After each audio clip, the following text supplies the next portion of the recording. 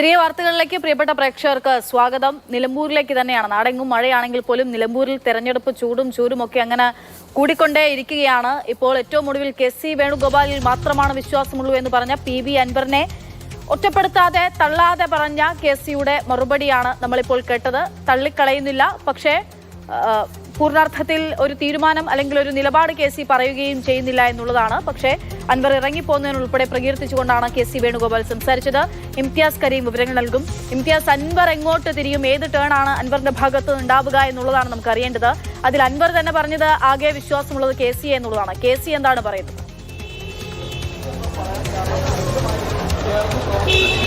Akshaya, KC വേണുഗോപാലിന്റെ പ്രതികരണം അത്രത്തോളം, അതായത് അൻവറിനെ പൂർണ്ണമായിട്ട് തള്ളുന്നില്ല, എന്നാൽ അൻവർ UDF-ലേക്ക് വരുന്നതിനെ കുറിച്ച് ആ രീതിയിലൊരു വ്യക്തമായ മറുപടിയും KCയിൽ നിന്ന് ഉണ്ടായിട്ടില്ല എന്നതാണ് ഇപ്പോൾ അൻവറിന്റെ KC വേണുഗോപാലിന്റെ പ്രതികരണത്തിൽ നിന്ന് നമുക്ക് മനസ്സിലായൊരു കാര്യം. പക്ഷേ VD സതീശനുമായിട്ടും ഇവിടുത്തെ ലീഗ് നേതാക്കളുമായിട്ടൊക്കെ ചർച്ച നടത്തും. അങ്ങനെ ചർച്ച നടത്തിയതിനു ശേഷം എന്ത് കമ്മ്യൂണിക്കേഷൻ ഗ്യാപ്പാണ് വന്നത് എന്ന് പരിശോധിക്കും. അതിനുശേഷം അൻവറിന്റെ കാര്യത്തിൽ ഒരു തീരുമാനമെടുക്കാം എന്ന മൂഡിലാണ് അദ്ദേഹം പറഞ്ഞത്. ഇന്ന് അൻവറിന്റെ വാർത്താ സമ്മേളനം നടത്തിയപ്പോൾ പറഞ്ഞൊരു കാര്യമുണ്ടായിരുന്നു. അത് എന്തുകൊണ്ടാണ്, അതായത് അൻവർ കൃത്യമായിട്ട് വാർത്താ സമ്മേളനത്തിൽ പറഞ്ഞത് VD സതീശനുമായിട്ടും കോൺഗ്രസിലെ നേതാക്കളുമായിട്ടും ഒക്കെ ചർച്ച നടത്തിയിട്ടുണ്ട്. പക്ഷേ എനിക്കിനി KC വേണുഗോപാലിൽ മാത്രമാണ് പ്രതീക്ഷ എന്നതായിരുന്നു അൻവർ പറഞ്ഞൊരു കാര്യം. അതായത് ഏതു വിധേനയും അവസാന ഘട്ടത്തിലും സമ്മർദ്ദം ചെലുത്തിക്കൊണ്ട് UDF-ന്റെ ഭാഗമായി മാറുക എന്ന കാര്യം ഇപ്പോഴും അൻവർ തള്ളിക്കളയുന്നില്ല. അവസാനവട്ട ശ്രമവും അൻവർ നടത്തുകയാണ്. പക്ഷേ ഇനി, അതായത് പൂർണ്ണമായിട്ടും അൻവറിനെ തള്ളണോ അതല്ലെങ്കിൽ അൻവറിനെ തള്ളണോ കൊള്ളണോ എന്ന കാര്യത്തിൽ ഇപ്പോഴും കോൺഗ്രസ് നേതൃത്വത്തിനൊരു തീരുമാനം KC വേണുഗോപാൽ അടക്കമുള്ള നേതാക്കൾക്ക് പറയാൻ കഴിയുന്നില്ല എന്നൊരു പ്രശ്നം നിലനിൽക്കുന്നുണ്ട്. അപ്പോഴും ലീഗിലൂടെ, അതായത് ലീഗ് ഒരു പോം വഴിയായിട്ട് അൻവർ കാണുകയാണ്.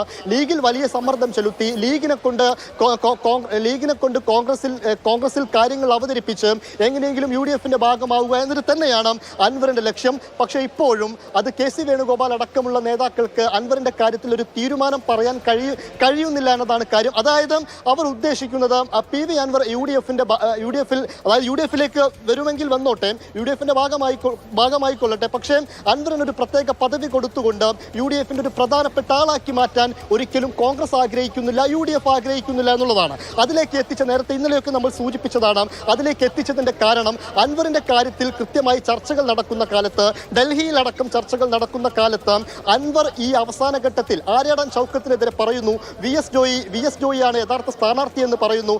ആ രീതിയിൽ കോൺഗ്രസിനെ വെട്ടിലാക്കുന്ന, കോൺഗ്രസിനെ പ്രതികൂലമായി ബാധിക്കുന്ന കാര്യങ്ങൾ അൻവർ പറഞ്ഞതാണ് ഒരു ഘട്ടത്തിൽ കോൺഗ്രസിനെ വലിയ രീതിയിൽ ചൊടിപ്പിച്ചത്. അതുമാത്രമല്ല, ലീഗിനോട് സംസാരിച്ച് ലീഗ് വഴി ഒരു ശ്രമം നടത്തുന്നു എന്നതും കോൺഗ്രസിനെ വലിയ രീതിയിൽ ചൊടിപ്പിക്കുന്നുണ്ട്. കുഞ്ഞാലിക്കുട്ടിയാണെങ്കിലും ഇപ്പോൾ KC വേണുഗോപാൽ ആണെങ്കിലും, അതായത് അൻവറിന് K സുധാകരനാണെങ്കിൽ പോലും ഒന്നും സംസാരിക്കുന്നത് അങ്ങനെയല്ല. പറഞ്ഞതിനോടൊന്നും ചേർത്ത് വെച്ചിട്ടല്ല. നിലവിലത്തെ രാഷ്ട്രീയ സാഹചര്യത്തിൽ, തെരഞ്ഞെടുപ്പ് രാഷ്ട്രീയത്തിന്റെ പശ്ചാത്തലത്തിൽ തന്നെയാണ് ഈ നേതാക്കളൊക്കെ സംസാരിക്കുന്നതിൽ ഒരു സംശയമില്ല. ആ തരത്തിലാണ്. അതിലാകെ VD സതീശൻ മാത്രമാണ് ഏതെങ്കിലും തരത്തിൽ അൻവറിനെ വെറുപ്പിച്ചുകൊണ്ടെന്നൊക്കെ നമുക്ക് പറയാവുന്ന തരത്തിലൊരു പ്രതികരണം നടത്തി. ഇവിടെ KC ഒക്കെ നോക്കൂ, ഒരു തരത്തിലും വെറുപ്പിക്കുന്നില്ല. ഇപ്പോഴത്തെ ഒരു നിലപാട് പറയുന്നില്ലെങ്കിലും അൻവർ ചെയ്തു വന്നതിനൊക്കെ അംഗീകരിച്ചുകൊണ്ടാണ് സംസാരിക്കുന്നത്. പക്ഷേ അക്ഷയ, ഇന്ന് മുസ്ലിം ലീഗ് നേതാക്കളുമായിട്ട് നമ്മൾ ബന്ധപ്പെട്ടപ്പോൾ അൻവറിനെതിരെ അതായത് അൻവർ ഇടയ്ക്കിടയ്ക്ക് ഇങ്ങനെ ഓരോന്ന് പറഞ്ഞു കഴിഞ്ഞാൽ അത് ബുദ്ധിമുട്ടാണ്, അത് അംഗീകരിച്ച് മുന്നോട്ട് പോകാൻ കഴിയില്ല എന്നതാണ് ലീഗിന്റെ നിലപാട്. അതായത് UDF-നകത്ത് അൻവറിനെ ചൊല്ലി ഒരു തല്ലിലേക്ക്, അതല്ലെങ്കിൽ ഒരു പ്രശ്നത്തിലേക്ക് പോകാൻ ലീഗും കോൺഗ്രസും ഒരിക്കലും ആഗ്രഹിക്കുന്നില്ല. കാരണം പക്ഷേ അൻവർ എന്നൊരു പാർട്ടി, അതായത് TMC അവിടെ നിൽക്കുന്ന സമയത്ത് ഏതെങ്കിലും തരത്തിൽ അൻവറിനെ കൂടെ കൂട്ടിയാൽ അത് നിലമ്പൂരിൽ ഉപകരിക്കുമോ എന്നതാണ് ചോദ്യം. അത് ലീഗ് പറയുന്നത് അൻവറിനെ ഒപ്പം കൂട്ടിക്കഴിഞ്ഞാൽ UDF-ന് നിലമ്പൂരിൽ ഭൂരിപക്ഷം വർദ്ധിപ്പിക്കാം, വലിയ വിജയം നേടാം. ആ പ്രതീതി, ആ ഒരു ആഗ്രഹം ലീഗിനകത്തുണ്ട്. പക്ഷേ അത് അൻവർ ഇടയ്ക്കിടയ്ക്ക് ഇങ്ങനെ ഓരോ കാര്യങ്ങൾ പറയുമ്പോൾ അത് UDF-നകത്ത് അൻവറിനെ ചൊല്ലി ഒരു പ്രശ്നം ഉണ്ടാക്കാതെ മുന്നോട്ട് പോകുക എന്നത് തന്നെയാണ് ലീഗിന്റെ ആഗ്രഹം. അതുകൊണ്ട് ലീഗ് ഒരു മധ്യസ്ഥത വഹിക്കുന്നില്ല. പക്ഷേ അൻവറിനെ കുറിച്ച് പറയാനുള്ളതെല്ലാം കോൺഗ്രസിനെ കൃത്യമായിട്ട് ബോധ്യപ്പെടുത്തുന്നു.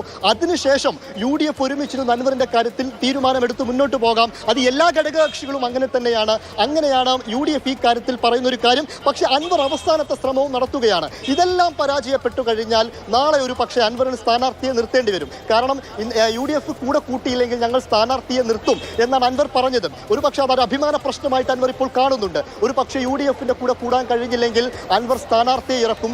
അത് പക്ഷേ അൻവറിന്റെ രാഷ്ട്രീയ ഭാവി എന്തായി തീരുമെന്നുള്ള കാര്യത്തിൽ വലിയ ആശങ്കയും അൻവറിന് നിലനിൽക്കുന്നുണ്ട്. അതുകൊണ്ടാണ് എല്ലാം മറന്ന് ഒരുപക്ഷെ കാല് പിടിച്ചിട്ടായാലും UDFനകത്ത് പ്രവേശനം നേടുക എന്ന ഒരു രീതിയിലേക്ക് അൻവർ മുന്നോട്ട് പോകുന്നത്. അതിലൊരു തീരുമാനം എടുക്കേണ്ടത് ഇപ്പോഴും UDF ആണ്. ഒരു അന്തിമ തീരുമാനം എന്ന കാര്യം UDFൽ ഇപ്പോഴും ഉണ്ടായിട്ടില്ല എന്ന് തന്നെ വേണം പറയാൻ.